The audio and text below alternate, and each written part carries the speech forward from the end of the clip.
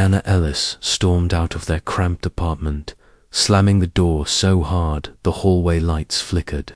Her voice echoed down the corridor as she barked into her phone, frustration bubbling into venom. "I swear, I married a loser with no ambition," she said, loud enough for neighbors to hear. "Still washing dishes by hand, can't even keep the lights on." Inside, Aaron Ellis stood at the sink, quietly scrubbing the last plate in the dim glow of the fading afternoon. The electricity had cut out again second time this month, and the rent notice on the counter screamed in red ink. He didn't flinch at her words. He'd heard worse. Diana's heels clacked down the stairs, her rant growing faint, but her final words still hung in the stale air. "You're just average. Not what I signed up for." Aaron dried his hands on a threadbare towel, glanced at the front door, then walked to the small desk tucked in the corner of their one-bedroom. With practiced ease, he unlocked the bottom drawer, slid it open, and pulled out a sleek black leather folder. Inside, neatly arranged and pristine, were documents that told a very different story: investment portfolios with six-figure numbers, pristine share certificates, and, beneath them all, an old corporate ID badge. The photo was unmistakably him, but the name below it read, Aaron Donovan. He ran his thumb over the plastic, eyes sharp and unreadable. Diana had no idea who she was really married to. Diana Ellis, 28, once lit up every college party with her effortless beauty and magnetic charm. The kind of girl everyone expected to marry up and live a charmed life. But instead, she finds herself stuck in a dull 9-to-5 admin job, spending her days typing up meeting notes and refilling printer paper while watching her friends post photos from rooftop brunches and Bali getaways. Her marriage to Aaron had started with love. He was kind, grounded, and made her feel safe. But safety now feels suffocating. The bills pile up, the apartment is small and dim, and the version of life she dreamed of keeps slipping further away. Her best friend Nina, always dressed to impress and unattached by design, doesn't help matters. Over cocktails and group chats, she urges Diana to wake up and level up, reminding her she could do so much better than a husband who can't even keep the lights on. Diana starts to believe her. She begins to see Aaron not as the man she once adored, but as a weight holding her back.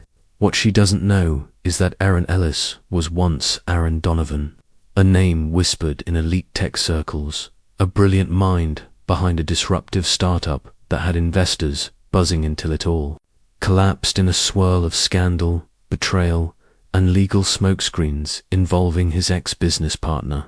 Aaron disappeared from the public eye, walking away from the spotlight and the millions, choosing anonymity over notoriety. He changed his last name to Ellis after marrying Diana, craving a fresh start and the kind of love that wasn't based on money or fame. Now 32, he lives quietly, intentionally small, washing dishes by hand and letting people underestimate him.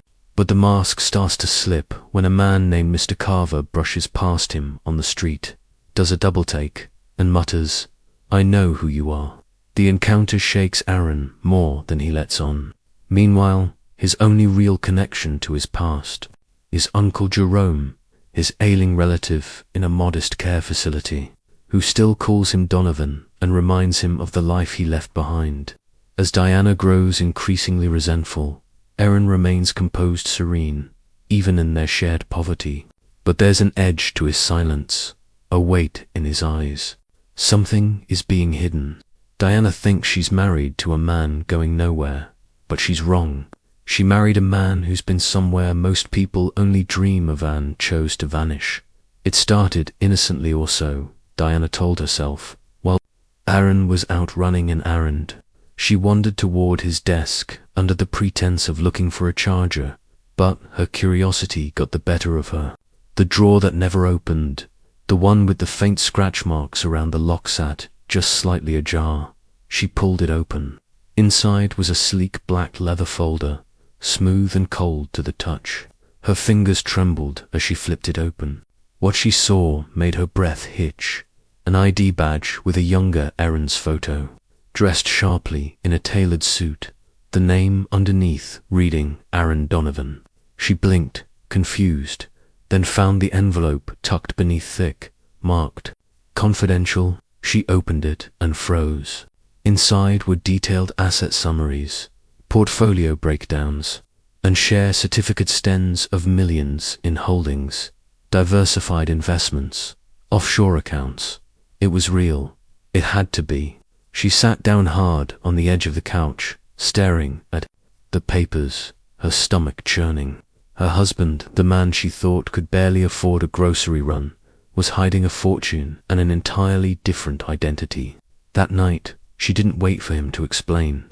The second he walked in, she held up the ID like a weapon.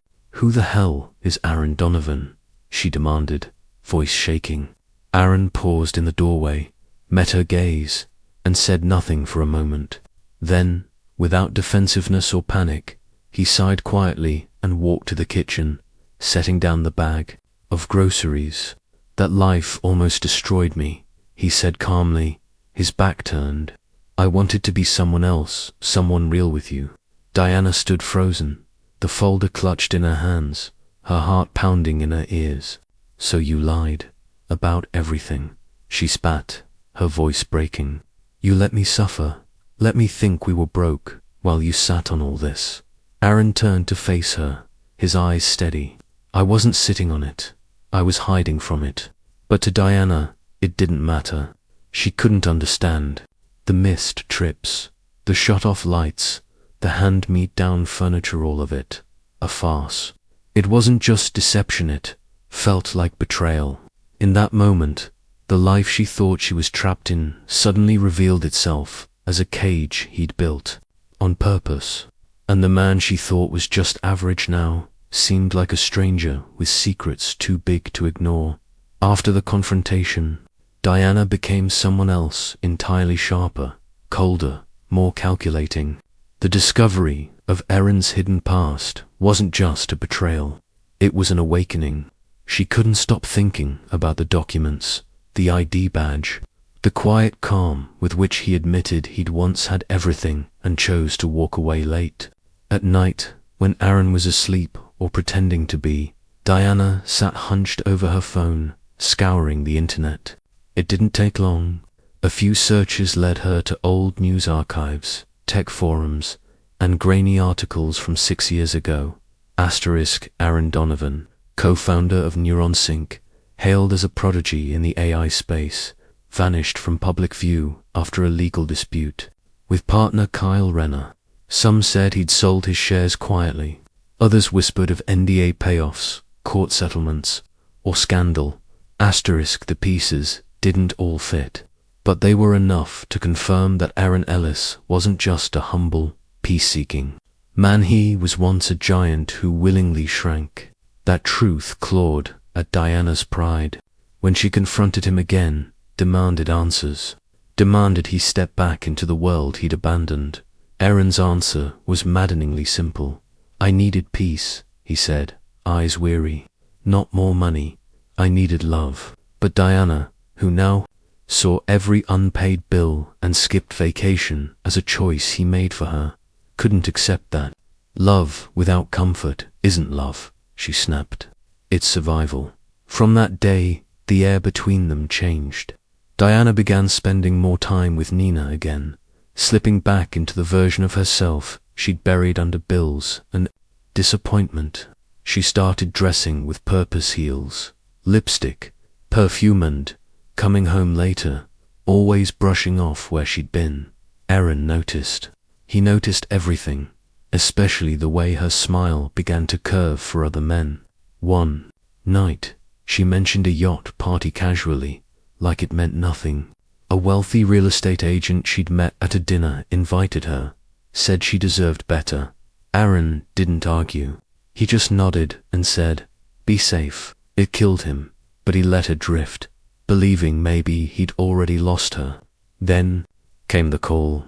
Uncle Jerome had passed. The funeral was small, quiet, held in a modest chapel outside the city. Diana came, out of respect, but afterward, as mourners shuffled out, a man in a tailored navy suit approached her with a look of faint recognition. "You're Diana, right?" he asked, extending a hand. "I worked with your husband back in the day, before he disappeared." Diana froze. "He was a genius," the man said with a smile tinged in bitterness. "Aaron Donovan could have been one of the richest men in Atlanta if he hadn't walked away." The words sank like a stone in her gut. That night, shaken and sleepless, she waited for Aaron to fall asleep before unlocking his safe one she'd seen him quietly access over the years but never questioned. The passcode hadn't changed. Inside, beneath some papers and a dusty photo of Uncle Jerome, she found him legal documents confirming that Aaron still owned 32% of NeuronSync, his former company. She stared at the numbers. Based on the current valuation, his stake was worth over $28 million. $28 million. She sank to the floor, the papers trembling in her hands, her breath catching. He hadn't just walked away from wealth, he'd carried it with him, silently, and never told her. The confrontation erupted like a thunderclap. Diana stood in the middle of their tiny living room, clutching the legal documents in her hand like they were evidence in a murder trial, her face flushed with rage. "You've let me suffer in poverty, while sitting on a gold mine," she screamed, her voice cracking. "Do you know what it's been like? The begging, the budgeting, the embarrassment." Aaron stood quietly across from her, shoulders square, eyes tired but unflinching. "Why?" she shouted again, almost breathless. He didn't raise his voice. He never did. Instead, he spoke with the same calm that had infuriated her for years. "Because I wanted a partner, not a gold digger." The silence after his words was deafening, heavy, hot, suffocating. Diana's mouth fell open in disbelief. Then her hand flew across his face with a crack that echoed through the room. Aaron didn't flinch. He just closed his eyes, breathing slowly as the sting settled on his skin. Diana, shaking, dropped the folder and sank onto the couch, her body folding in on itself. "You humiliated me," she whispered, tears finally spilling.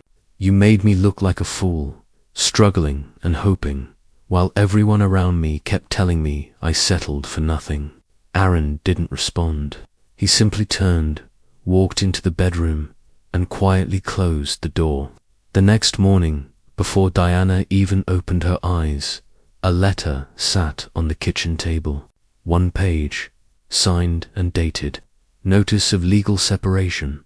No arguments, no fights, no explanations, just a clean break.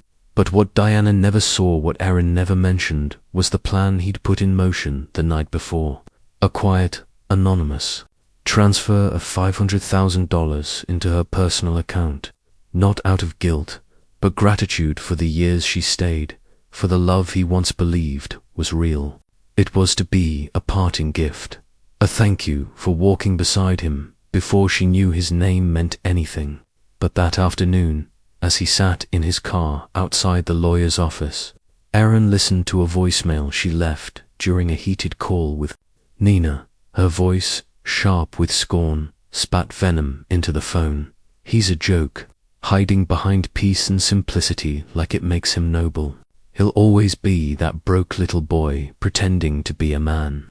Aaron didn't blink. He didn't get angry. He just stared out at the grey sky and quietly opened the banking app on his phone. With a few taps, he deleted the wire transfer.